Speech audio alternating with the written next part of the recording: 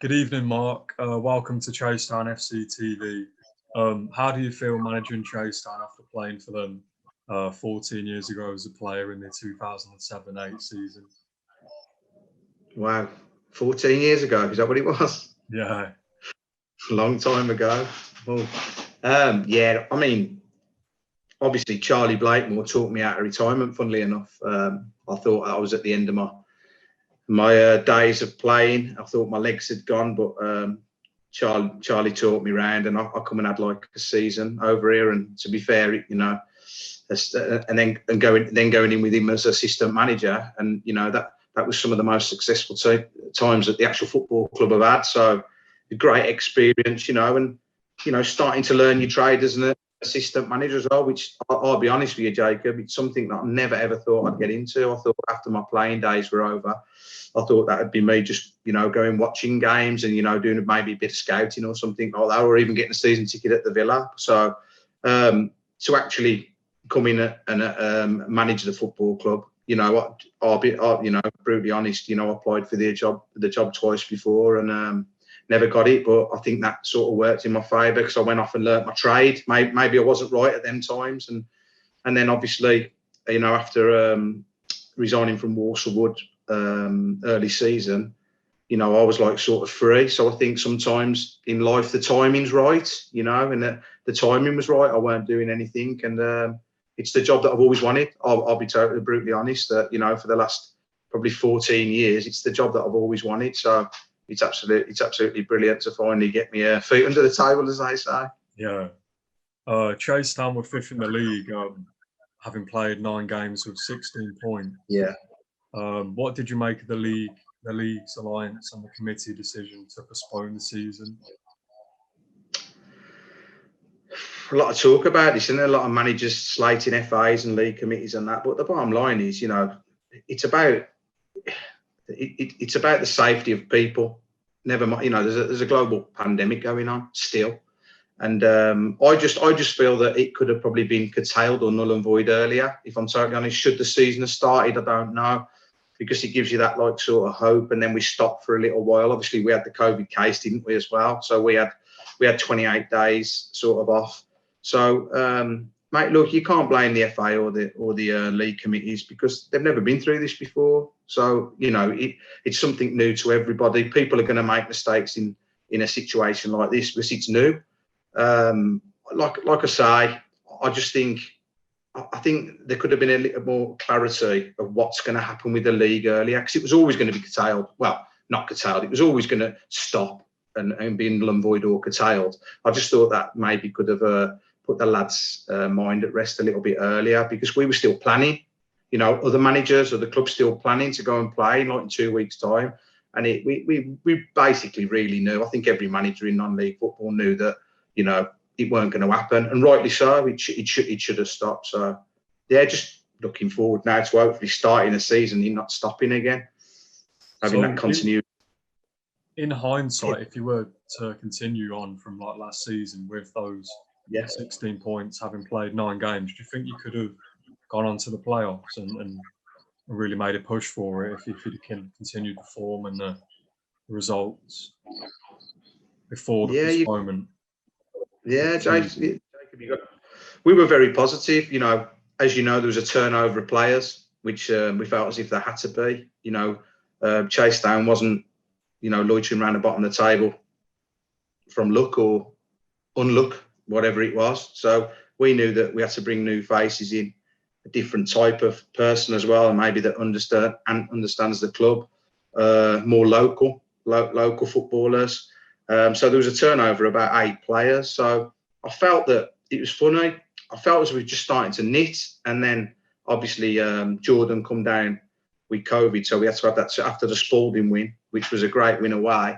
And then we had that break, and then it's as if we just started getting our momentum going again with Newcastle Town, and it come to abrupt halt again. So look, there were some very, very strong teams in the league with, your Leeks, your Kidsgroves, your Ilkestons, your Stamfords. But we were confident as a group that, keep your feet on the floor, stay under the radar. And we were confident that we could go and challenge, if not playoffs, promotion, whatever, going through the playoffs or winning the title. So yeah, you have to be positive and confident, and we certainly was, and that confidence was growing as well, which was good for the group.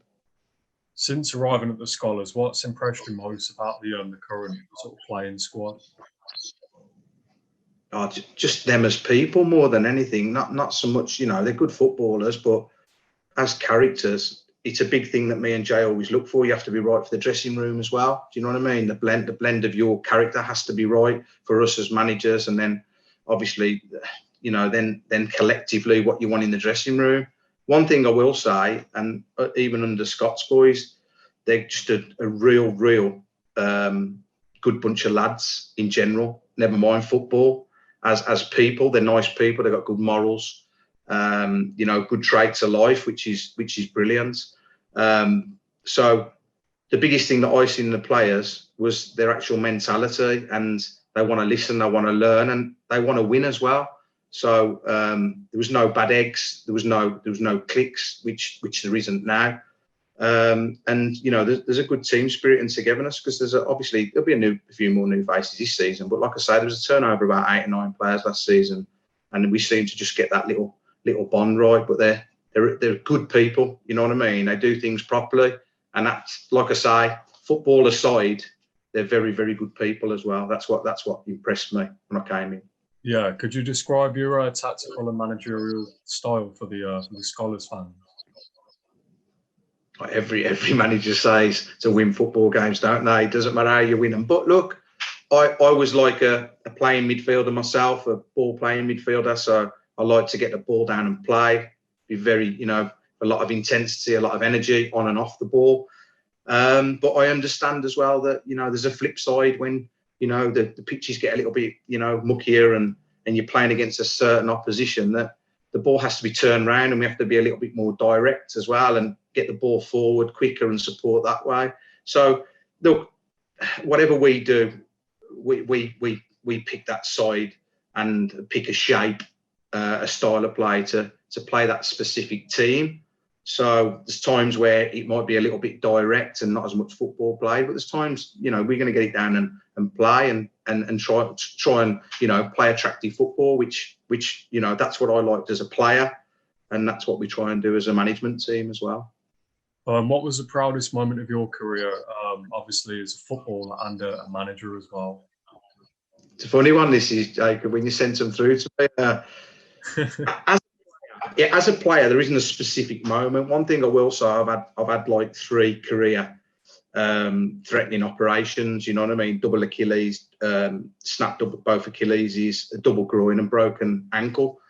The proudest thing that I've ever done is that I've actually got back through from 3 of them and managed to play still a decent level in non-league football. And it took a lot of hard graft, and you're going down the park on your own, 12-minute runs, box to boxes, and trying to get back to a level where I was comfortable. Because no disrespect, I didn't want to go and just play, with my friends on a Sunday. I wanted to play at that level I'd always played. So there isn't a specific thing, signing for somebody or making that debut. But to me, it's coming back from the injuries through pure hard work. And also, it was good when I came in here and with Andy Cox, and I was at the end of my career, and I played in the reserve team, which was a very, very good reserve team with the young lads as well. And, helping them learn their trade. You got Danny O'Callaghan now, our skipper.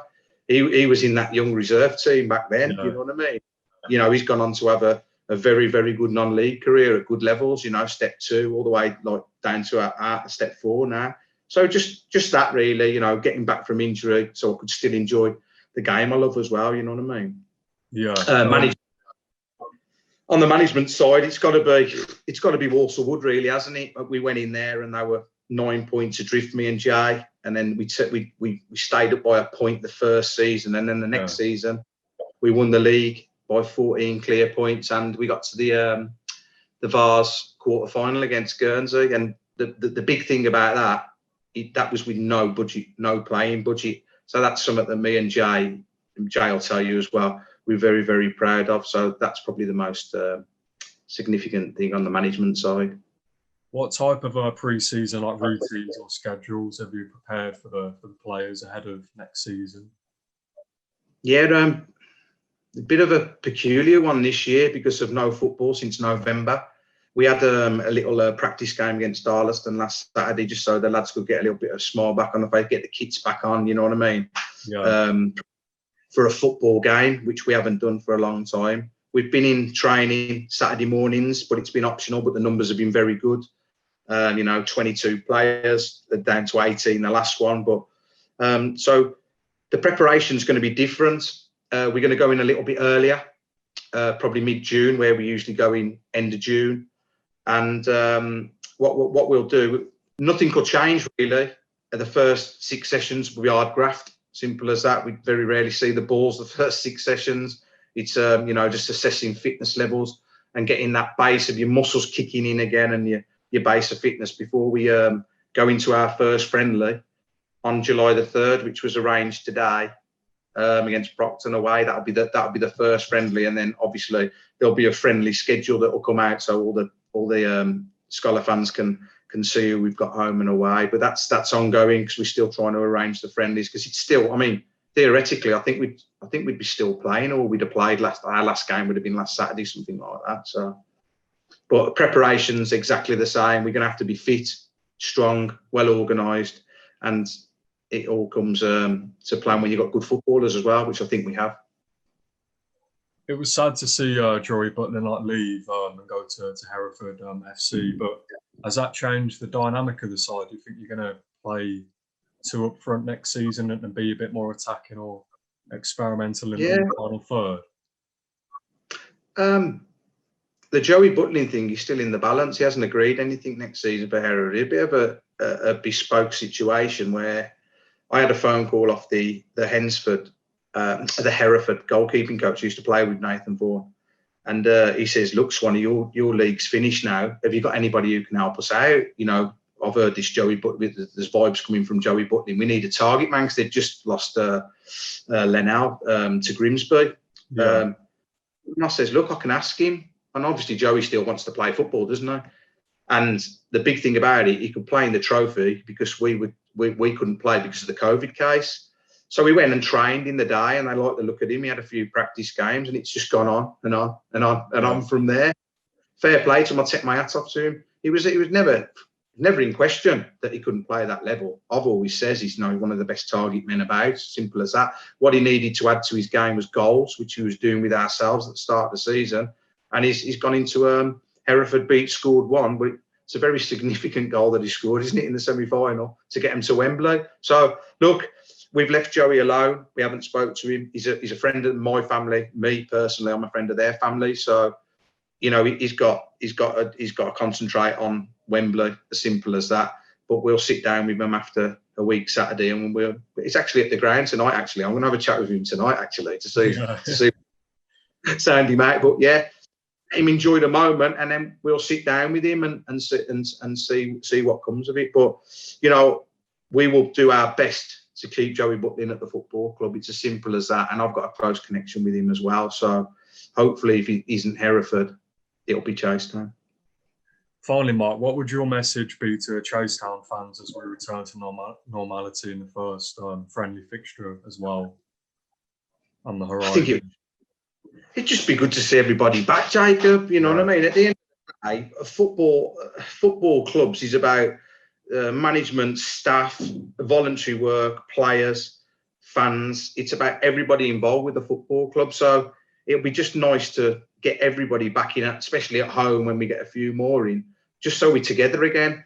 You know, I think we had a good thing brewing. I think we were getting a few more through the gate because of obviously you get fans through the gate when you're winning. And they probably seen a bit of a freshness to the team. And, you know, they were coming in the bar after. We've got lads that interact with the fans as well, you know what I mean? We like a drink after with the fans, and, you know, we got to know them a little bit better. And I think they've seen that we're very understanding who pays the players' budget at the end of the day. Do you know what I mean? And that's the fans. And like I say, we were getting some good crowds, and I'd like to have thought it'd have got a little bit better as well, especially with the current situation with the pro game. So all I'd say is, you know, when we start again, come down and let's start enjoying it again properly and get a smile on everybody's face, because I thought they were brilliant as well. You know, as a player in the successful teams of, you know, your Cardiffs down here, your Nuneatons down here, even going away to your team baths and that. I know what this football club can potentially get in if you're doing well, but it's got to be right on the park, Jacob. We know that. If it's right on the park, it's inevitable that fans will come and watch Chasetown Football Club. Yeah, and that's what me and Jay will be doing our best to do. So, you know, there's more people on a Saturday enjoying it, and that's what it's all about. Is that the mentality then to rebuild that structure and what we had in the previous years going forward, to rebuild the vision and like the ethos of the club? Look, Mick Joyner has done an unbelievable, by the way, with a capital U, an unbelievable job for this football club. And you know what? He's seen the most successful times as the only chairman, founder and chairman. Look, Mick still massively, you know, I speak to Mick on advice, work, football, everything, and I still will. With Steve coming in and the board of directors under him, naturally there'll be that little bit of like freshness to push it again. And me and Jay were here when we seen promotion into the Northern Premier, when we seen a real good FA trophy run, massive FA Cup run. And what we want to do, Jacob, is you know, mirror that, if not exceed it. Yeah. And that's our vision, because it's pointless us being in here if we just want to plod along and say, oh, we're the Chasetown managers, but we finished 10th, 11th. That's no good to nobody. You know what I mean? We're ambitious people, and we want to be ambitious with the football club that, you know, that's very, very close to both of our hearts. You know what I mean? Yeah. Thank you very much, Mark, for your time. It's been a really, really interesting interview, and thank you for turning out today. Thanks, Jacob. All the best, mate. All the best. Thank you. See you soon. Mate. Bye. Bye.